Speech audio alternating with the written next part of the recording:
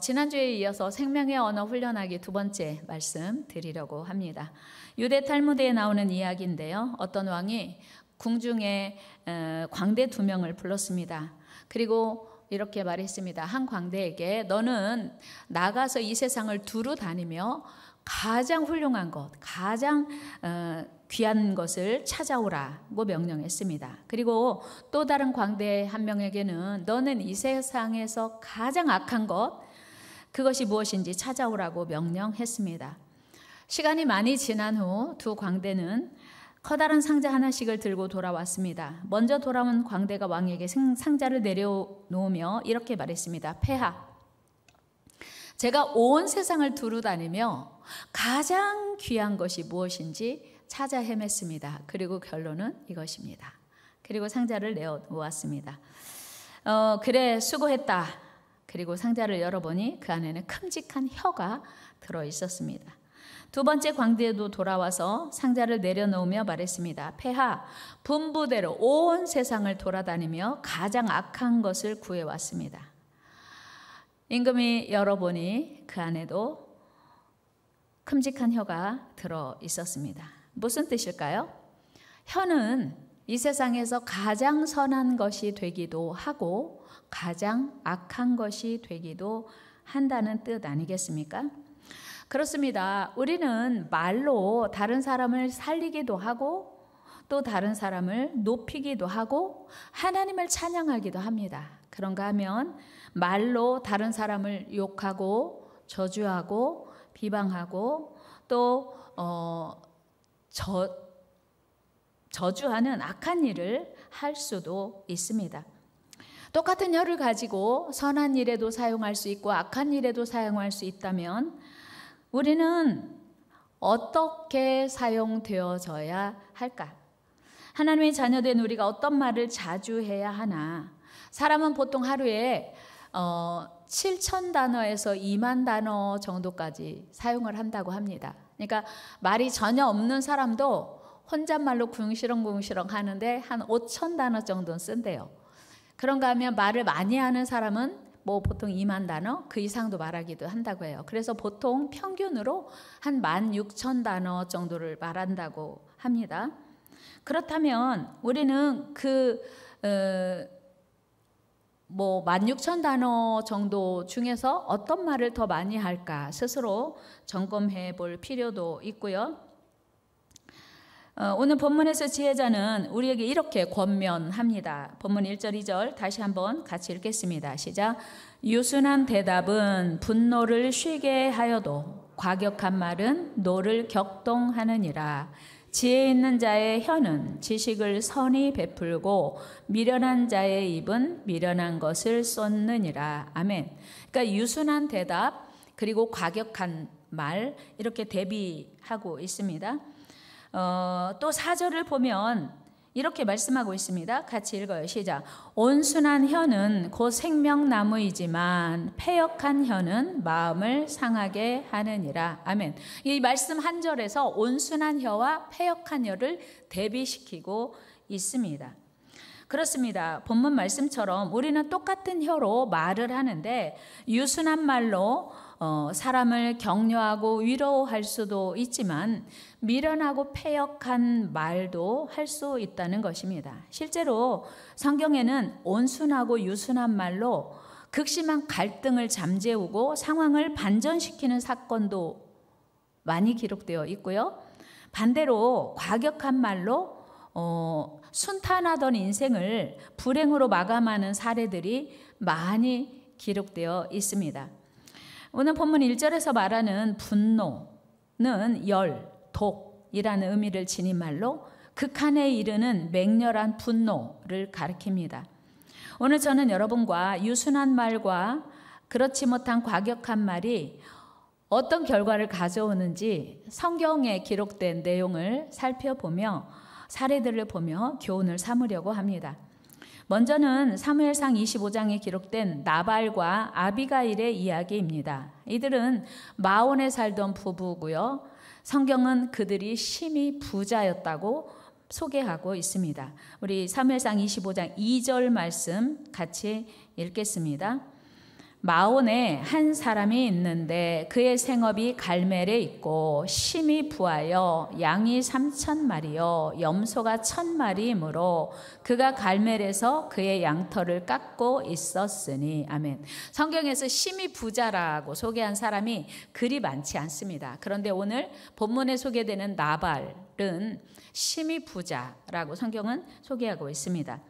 당시 다윗은 사울의 박해를 피해서 도피 생활을 이어가던 중이었습니다. 다윗은 마침 양털을 깎고 있는 부자 나발에게 사람을 보내서 정중하게 식량을 지원해 줄 것을 요청합니다. 그 당시에 양털 깎는 날은 잔칫날이에요. 그래서 지나가는 나그네도 대접하고 많은 사람들과 함께 음식을 나누는 그런 전통이 있는 잔칫날이었습니다. 그래서 다윗이 이제 식량을 자기 따르는 식솔들과 함께 좀 공급해 주십사고 요청을 정중히 한 겁니다. 그런데 이 소식을 들은 나발이 다윗에게 다짜고짜로 멸시하고 무시하며 다윗의 요청을 한마디로 거절하는 것, 이런 지하에 거절을 합니다. 나발의 불손한 이 한마디가 평탄했던 나발의 인생을 완전히 뒤바꾸는 사건이 됩니다. 우리 10절 말씀 같이 읽어요. 시작. 나발이 다윗의 사환들에게 대답하여 이르되 다윗은 누구며 이새의 아들은 누구냐? 요즘에 각기 주인에게서 억지로 떠나는 종이 많도다. 아멘.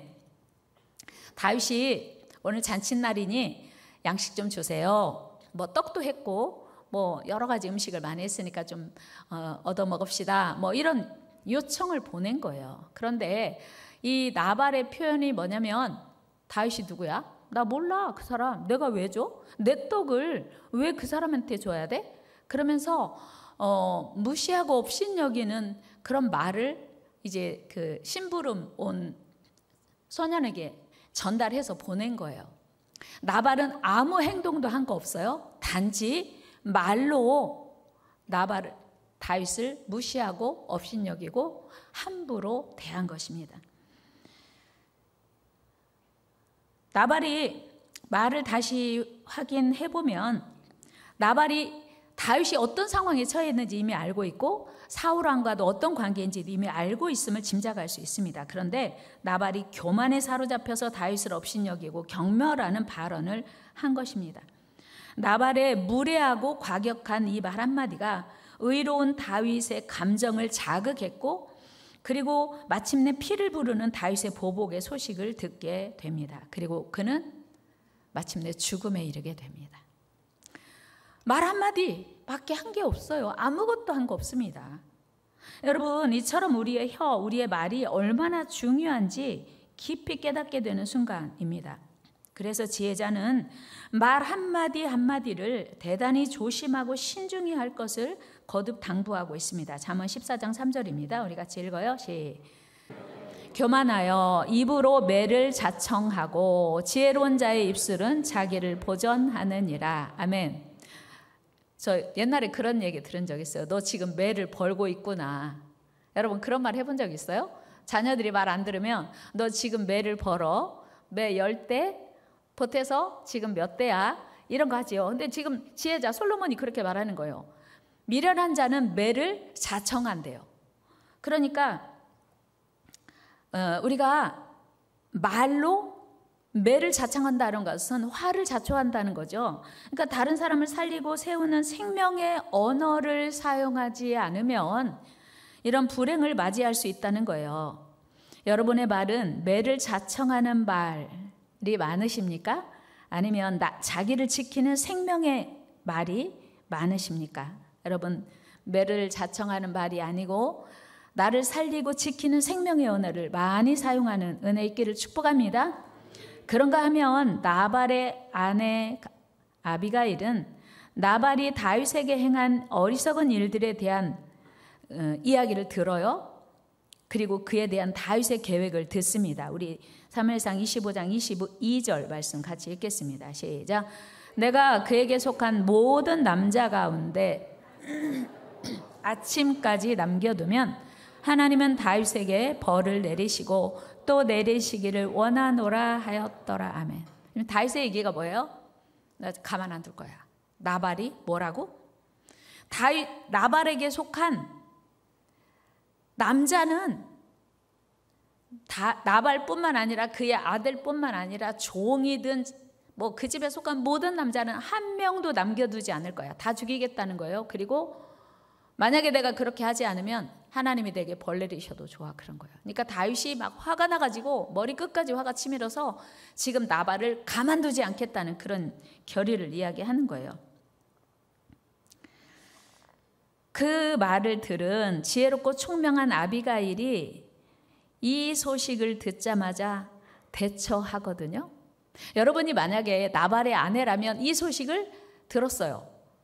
그리고 나발은 너무 지금 기분이 좋아가지고 술을 잔뜩 마시고 지금 인사불성 돼가지고 골아 떨어져 있어요. 어떻게 하실 것 같아요? 큰일 났네. 우리 다 망했네. 당신도 죽고 우리 자식들도 다 죽고 우리 집에 속한 남자 다 죽인다는데 이러고 있냐고. 우리는 끝났다고 포기하거나 절망하거나 좌절할 수 있어요. 그리고 남편을 원망하고 불평할 수 있겠죠. 그리고 남편을 흔들어 깨우면서 지금이 잘 때냐고 말할 수 있지 않겠습니까? 그런데 지혜롭고 총명한 아비가일은 급히 각종 음식을 준비해서 다윗에게 나갑니다. 그리고 다윗을 만나자마자 나귀에서 내려서 다윗 앞에 엎드리고 얼굴을 땅에 대요. 23절 말씀 읽습니다. 시작. 아비가일이 다윗을 보고 급히 나귀에서 내려 다윗 앞에 엎드려 그의 얼굴을 땅에 대니라. 아멘. 요즘으로 표현하면 부잣집 사모님이에요. 청담동 사모님쯤 될까요? 근데 다윗 앞에서 나귀에서 내리자마자 땅에 엎드리고 얼굴을 바닥에 완전 숙이고 다윗을 보면서 이제 최고의 겸손한 행동을 취한 것입니다. 아직은 아비가일이 아무 말도 안 했지만 아비가일의 행동을 보면서 다윗의 마음이 어땠을까요? 어라? 남편하고는 다르네. 분위기가 사뭇 다른 거예요. 이미 이제 다윗의 마음이 되게 이거 뭐야? 하고 지금 부드러워지기 시작한 거예요. 그런데 그 다음이 더 감동이에요. 아비가일의 말이 다윗을 감동시켜요. 25절 말씀 같이 읽겠습니다. 시작. 원하옵나니 내 주는 이 불량한 사람 나발을 개의치 마옵소서. 그의 이름이 그에게 적당하니 그의 이름이 나발이라. 그는 미련한 자니이다. 여종은 내 주께서 보내신 소년들을 보지 못하였나이다. 아멘. 지금 그 아비가일의 표현 속에서 다윗을 극존칭을 써요. 그래서 지금 다윗이 사실은 사람의 눈으로 보면 도망자요, 피난민에 지나지 않거든요. 그런데 이 아비가일이 다윗을 뭐라고 표현하냐면 내 주라고 합니다. 31절까지 이어지는 아비가일의 이야기 속에서 내 주라고 하는 말이 무려 27번이 나와요. 그러니까 이 아비가일은 지금 다윗이 누군지 이미 알고 있었던 거예요. 나발은 다윗을 단지 피난민, 도망자쯤으로 여겼는데 아비가일은 다윗이 단순한 도망자가 아니라 앞으로 어떻게 될 사람인 것을 알고 있었던 거예요. 그리고 자신을 여종이라고 표현하는데 무려 6번이나 반복적으로 표현하고 있습니다. 그러니까 아비가일은 다윗을 극존칭을 써서 높이고 자신은 최대한 낮춤으로 상대방의 격앙된 마음을 누그러뜨리고 있는 거예요. 여러분, 이처럼 우리의 말에는 온도가 있다는 거 아십니까? 말에 온도가 있어요. 그래서 말이 따뜻하기도 하고 말이 차갑기도 해요. 여러분, 우리의 말에 겸손과 존중을 함께 담아야 합니다. 그래서 상대는 높이고 자신을 낮추는 것이 겸손의 지혜입니다.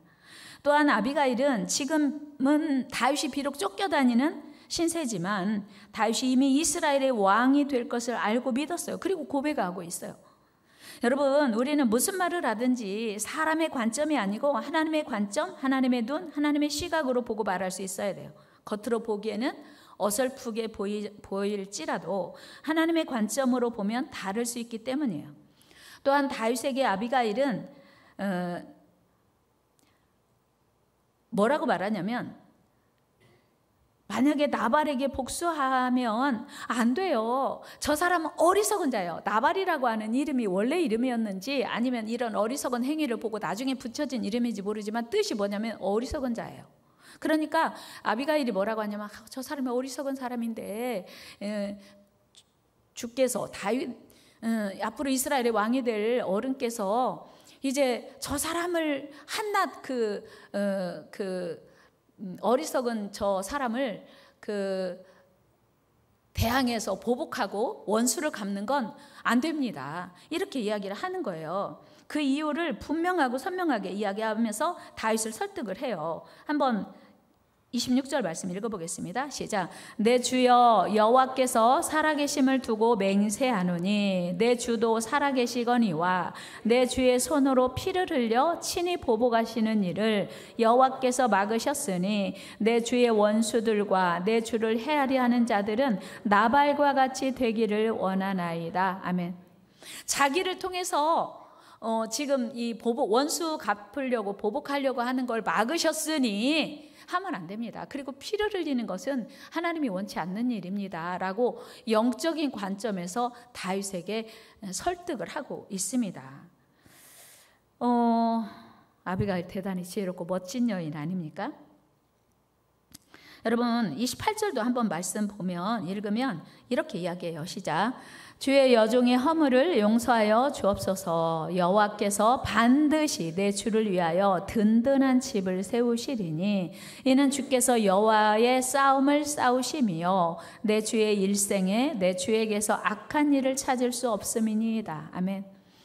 하나님이 보실 때 당신의 삶에 악한 일이 없었습니다. 제가 알고 있습니다. 지금 사울에게 쫓기긴 하지만 잘못한 게 없는데 억울하게 쫓기는 거예요. 아비가일이 이렇게 말해요. 다윗이 얼마나 위로가 됐을까요? 여러분, 우리가 다른 사람에게 말을 할 때 위로가 되고 힘이 되는 그런 살리는 말, 생명의 언어 할 수 있기를 축복합니다. 다윗의 마음이 다 녹았어요. 여러분, 그리고 그 피를 흘리면 안 되고 지금 저 하찮은 일에 보복하면 안 됩니다. 하나님이 다 알고 계시고 보고 계십니다. 이렇게 아비가일이 이야기하거든요. 무슨 얘기냐면 여러분 요즘 장관 내정자들 청문회 하잖아요. 그러면 예전에 어떤 악행이 있었든지 어떤 선행이 있었는지 다 털려요.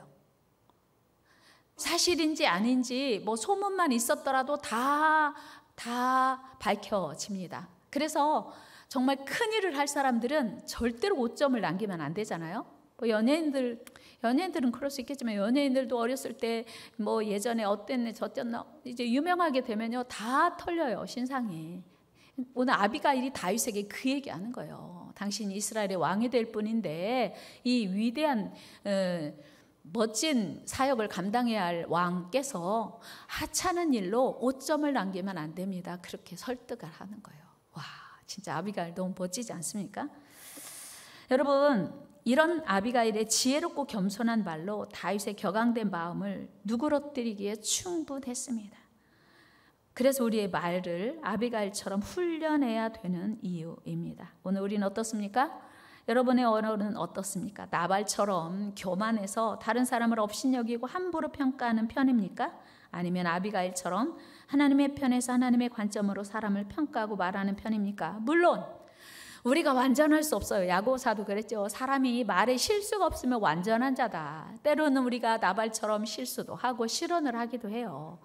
또 때로는 아비가일처럼 우리가 지혜롭고 총명한 말을 하기도 합니다마는 어느 쪽을 더 많이 하는가, 그리고 어느 쪽으로 더 나아가야 하는가를 우리가 점검하고 이제 우리가 결정해야 한다는 거죠. 훈련해야 한다는 거죠.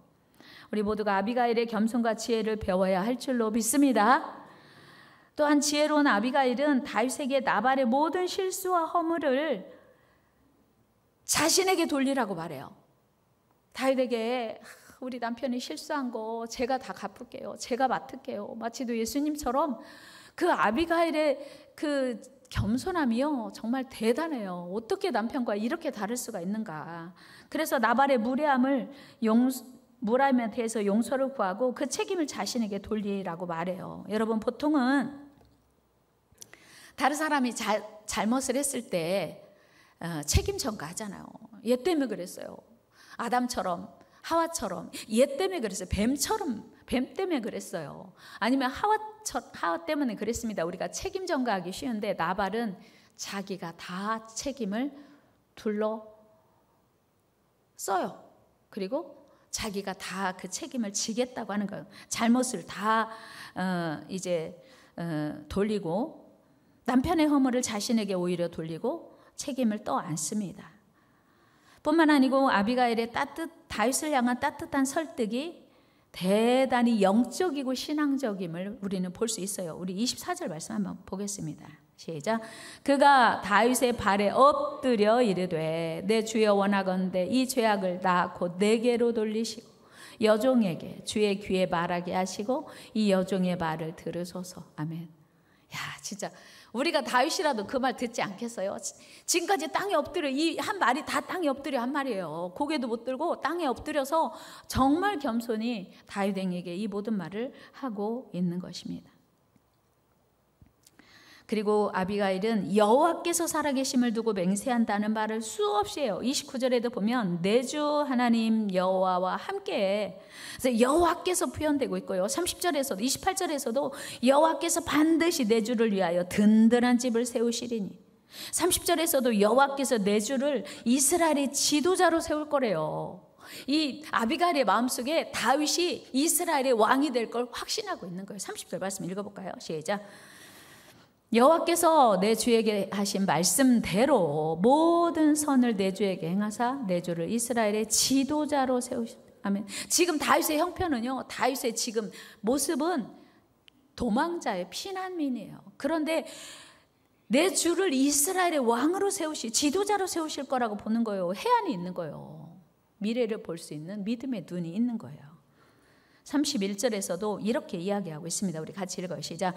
내 주께서 무죄한 피를 흘리셨다든지 내 주께서 친히 보복하셨다든지 함으로 말미암아 슬퍼하실 것이 없고 내 주의 마음에 걸리는 것도 없으시리니 다만 여호와께서 내 주를 후대하실 때에 원하건대 내 주의 여종을 생각하소서 하니라. 아멘. 결정적인 말.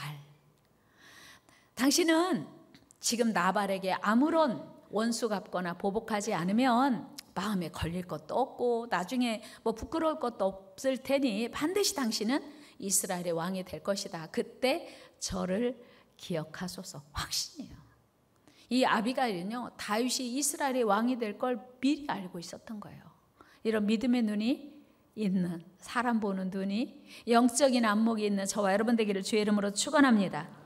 이 신앙 고백이에요. 그래서요, 여러분, 말은요, 그 사람의 인격일 뿐만 아니라 그 사람의 신앙 고백이에요. 한번 해볼까요? 말은 그 사람의 인격이요, 신앙 고백이다. 믿습니까? 말은요, 단순히 그냥 말이 아니고 그 사람의 인격이고 신앙 고백이에요. 그래서 말은 나은 거예요. 그래서 우리 입에서 어떤 말이 나가느냐에 따라서 그 사람이 그냥 평가되는 거예요. 여러분, 다른 사람에게 말할 때 존칭을, 격에 받는 존칭 쓰는 거 대단히 중요합니다. 내가 말을 어른에게 극존칭을 쓰고 나를 낮추면요, 내가 높아져요. 상대를 높이는데 내가 높임을 받는 거예요. 그래서 우리는 말할 때 그냥 말하지 말고 생각하고 말해야 합니다. 놀랍게도 아비가일은 다윗을 이스라엘의 영웅, 통일 왕국을 다스릴 왕으로 고백해요. 다윗이 감동받은 거예요. 그래서 다윗이 모든 원수 갚을 거 보복 계획을 내려놓습니다. 그리고 다윗의 마음속에 무슨 생각했겠어요? 우와, 아비가일이 부잣집 단순히 부인인 줄 알았는데 대단히 안목이 있네. 그렇게 생각하지 않았겠어요? 이후에 나발과 아비가일이 어떻게 되었는지 아십니까? 하나님의 일하심을 전혀 알지 못했던 어리석고 교만한 나발은 하나님의 진노로 열흘 후에 죽어요. 다윗이 죽인 게 아니에요.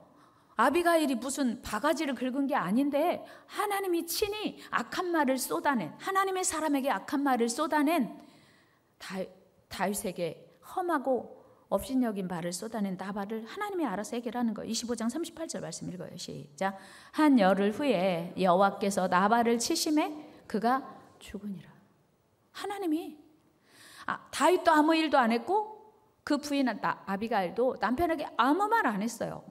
그런데 하나님이 알아서 나발의 생을 마감하게 한 거예요.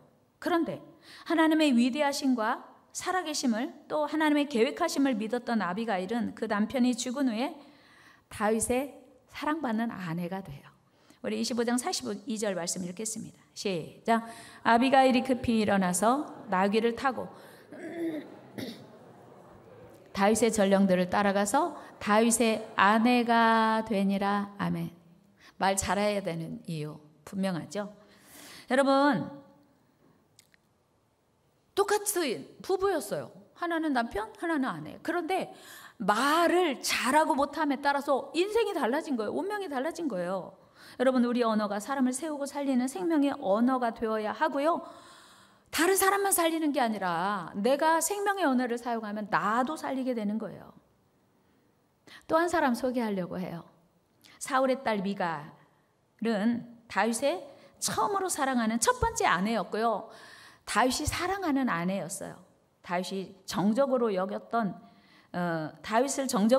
사울이 자기 딸 미갈이 다윗을 사랑하는 줄 알았어요. 그래서 다윗을 해치우고 싶은데 잘 됐다. 우리 딸이 사랑하니까 너 우리 딸하고 결혼하고 싶어? 그러면 블레셋 사람 100명을 죽여. 그리고 포피를 가져와. 그러니까 같이 싸우면서 다윗이 블레셋 사람들에 의해서 처단되기를 원하고 사울이 이제 조건을 내건 거예요. 그런데 다윗이 블레셋 사람 200명을 죽이고 그 조건을 충족시킵니다. 사무엘상 18장 25절 같이 읽어요. 말씀 시작. 사울이 이르되 너희는 다윗에게 이같이 말하기를 왕이 아무것도 원하지 아니하고 다만 왕의 원수의 보복으로 블레셋 사람들의 포피 100개를 원하신다 하라 하였으니 이는 사울의 생각에 다윗을 블레셋 사람들의 손에 죽게 하리라 함이라. 아멘. 틀림없이 100명을 어떻게 혼자 해결하겠어요. 싸우다 죽겠죠. 그런데 200명 죽이고 사울의 사위가 되었습니다. 그러니까 다윗이 자신의 목숨 걸고 싸워서 얻은 첫 번째 아내가 다윗의 첫 번째 아내인 미갈이었어요. 애정이 각별했겠죠? 그런데 미갈이 다윗을 향해 했던 말이 무엇이었습니까? 다윗은 통일왕국 이스라엘의 왕이 된 이후에 하나님의 언약궤가 이제 기럇 여아람에 있었어요. 1차 운반하려다 실패했어요. 그래서 우사와 아요가 죽고 오베데돔의 집에 석 달을 언약궤가 안치되었는데 그 집에 하나님이 복을 주셨다는 얘기를 듣고 다시 언약궤를 이제 다윗성으로 옮겨오고자 합니다. 하나님을 사랑했던 다윗은 하나님의 언약궤를 다윗성으로 옮겨와서 안치되는 것을 보면서 너무 기뻤어요. 다윗이 왕이 된 이후에 가장 먼저 할 가장 중요한 과업이 언약궤, 하나님의 임재의 상징인 언약궤를 다윗성으로 모셔오는 것이었어요. 그러니까 마침내 그 꿈이 이루어지는 날 다윗은 너무 기뻐서 제사장들이 언약궤를 맨 제사장들이 6걸음 걸을 때마다 소송아지 7과 순양 7으로 제사를 드렸습니다. 감사 제사를 드렸어요. 그리고 자기는 힘껏 춤을 췄어요. 찬양을 했어요. 하나님께 영광을 돌렸어요. 그때 당시에 뭐 속옷도 변변치 않고 날씨가 더운 나라니까 아마 요즘으로 말하면 우리 모시, 삼배 뭐 이런 속살이 비치는 그런 옷을 입었던 것 같아요. 근데 덩신덩실 춤을 추면서 속살이 드러났던 것 같아요. 지금 다윗은 아무것도 중요하지 않고 하나님의 그 언약궤, 그러니까 이스라엘의 진정한 왕으로 하나님을 고백하며 기뻐 춤을 추었던 거예요. 이때 드린 찬양이 시편 24편 9절 10절입니다. 우리 같이 읽어요. 시작. 문들아 너희 머리를 들지어다. 영원한 문들아 들릴지어다. 영광의 왕이 들어가시리로다. 영광의 왕이 누구시냐? 만군의 여호와께서 곧 영광의 왕이시로다. 아멘. 야, 여러분 백성들이여, 지금 너희 문을 열어. 문을 지금 영광의 왕이 들어가십니다. 언약궤가 들어갈 때 이렇게 찬양하면서 기쁨의 찬양을 한 거예요. 하나님을 열렬히 사랑했던 다윗의 기쁨의 표현이었지요. 그런데 사울의 딸 미갈은 그 언약궤 앞에서 춤추는 행위를 이해할 수 없었어요. 어떻게 왕이 채신머리 없이 저렇게 덩실덩실 춤을 추나. 정말 추태를 부리는구나. 그렇게 이해한 거예요. 사무엘하 6장 16절 말씀 읽어요. 시작. 여호와의 궤가 다윗성으로 들어올 때 사울의 딸 미갈이 창으로 내다보다가 다윗 왕이 여호와 앞에서 뛰놀며 춤추는 것을 보고 심중에 그를 업신여기니라. 아멘. 여러분, 우리가 기억해야 할 것은요, 성경 전체에서 미갈을 다윗의 아내 미갈이라고 하지 않고 사울의 딸 미갈이라고 계속 기록하고 있어요. 이유가 무엇일까요? 왜 다윗의 아내, 첫 번째 아내 미갈을 사울의 딸 미갈이라고 기록하고 있을까요? 여러분, 사울은요, 처음 하나님께 기름 부음 받을 때 대단히 겸손했어요. 그런데 시간이 지나면서 그가 타락하고 하나님 앞에 대단히 오만불손한 인본주의적인 왕으로 전락했습니다. 그 사울의 딸, 교만하고 인본주의적인, 하나님을 알지 못하고 섬기지 않는 사울 왕의 딸 미갈이라는 말이 대단히 부끄러운 이름이고 치명적인 이름이었어요. 그 사울의 딸 미갈이 다윗의 행위를 마음속으로 멸시할 뿐 아니라 직접적으로 이렇게 비난합니다. 우리 20절 말씀도 한번 읽어볼까요? 시작. 다윗이 자기 가족에게 축복하러 돌아오매 사울의 딸 미갈이 나와서 다윗을 맞으며 이르되 이스라엘 왕이 오늘 어떻게 영화로우신지 방탕한 자가 염치 없이 자기의 몸을 드러내는 것처럼 오늘 그의 신복의 계집종의 눈앞에서 몸을 드러내셨도다 하니. 사울의 딸 미갈이 다윗을 비난한 거예요. 그리고 당신이 한 행동이 너무 채신머리 없는, 왕의 위치에 걸맞지 않는 그런 어리석은 행동이다, 추태다, 이렇게 비난했습니다. 여러분, 그 결과 어떻게 되었을까요?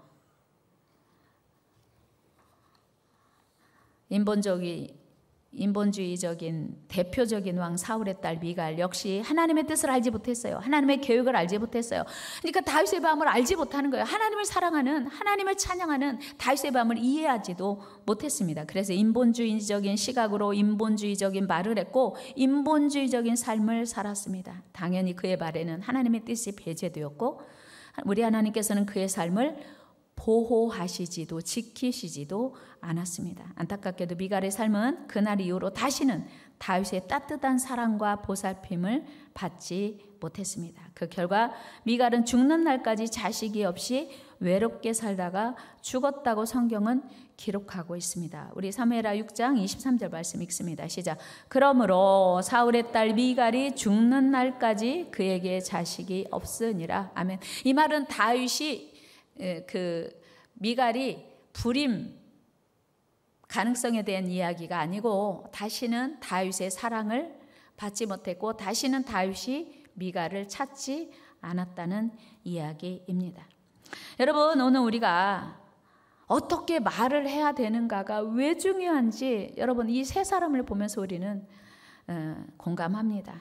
우리 모두 생명의 언어, 사람을 살리는 언어를 사용할 수 있어야 하고요. 하나님께 영광을 돌리는 언어를 사용해야 합니다. 사실 오늘날 우리 주변에서 일어나는 수많은 갈등과 싸움을 자세히 들여다보면 유순함과 겸손함이 결여된 과격한 말들로 인해서 사태가 악화되는 것을 봅니다. 반대로 유순한 말로 일촉즉발의 위기 가운데서도 서로 화합하고 화해하기도 합니다. 또한 우리는 단순히 내 생각과 내 감정으로 말할 것이 아니라 하나님의 시각으로, 하나님의 관점으로 말해야 합니다. 왜요? 하나님이 다 보고 계시기 때문이에요.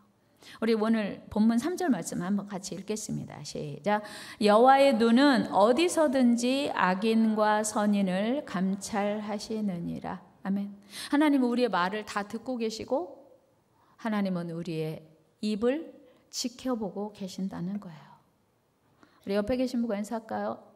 제가 그동안 혹시 실수한 말 있으면 용서해 주세요. 제가 다음 주에 구체적으로 말을 어떻게 해야 되는지 좀 같이 나누려고 하는데 우리는 사과를 잘 못해요. 그렇죠? 어쨌든 우리가 누군가를 상처 주어요. 우리 당연히 제가 설교한다고 해서 제가 완벽하게 뭐 하나님이 기뻐하시는 말만 하는 게 아니라 때로는 다른 사람을 상처 주는 말을 할 수도 있고 실수하면 안 되는 말을 해서 실수할 때도 있지요. 그걸 인정해야 돼요. 우리는 연약한 인간이라. 그래서 야고보 사도는 말에 실수가 없으면 완전하다. 그렇게 이야기하고 있잖아요. 어쨌든 우리는 사랑의 말, 생명을 살리는 말뿐 아니라 하나님이 기뻐하시는 말을 해야 합니다. 우리의 말은 생각이 되고 생각은 습관이 되고 습관이 결국은 우리 인생이 되고 운명이 되기 때문이에요. 또한 말은 우리의 신앙 상태를 그대로 보여줍니다. 사람의 말에는 반드시 그 사람의 신앙 상태가 내포되어 있습니다. 그래서 우리는 함부로 말을 내뱉으면 안 되고요. 끊임없이 우리 말을 다듬어야 돼요. 그리고 훈련해야 돼요. 우리 말을 새롭게 해야 합니다. 그래서 하나님의 놀라운 은혜와 축복을 누리는 저와 여러분 되기를 주의 이름으로 축복합니다. 우리의 삶은 우리의 말에 달려있어요. 같이 해볼까요? 우리의 삶은 우리의 말에 달려있다. 아멘. 지금도 우리 하나님은 우리의 입을 주목하고 계십니다. 우리가 드리는 기도와 찬양, 심지어 독배까지도, 마음의 생각까지도 다 들으시고 알고 계신다는 사실 기억하시고 생명의 언어로 훈련하는 저와 여러분 되기를 주의 이름으로 축복합니다.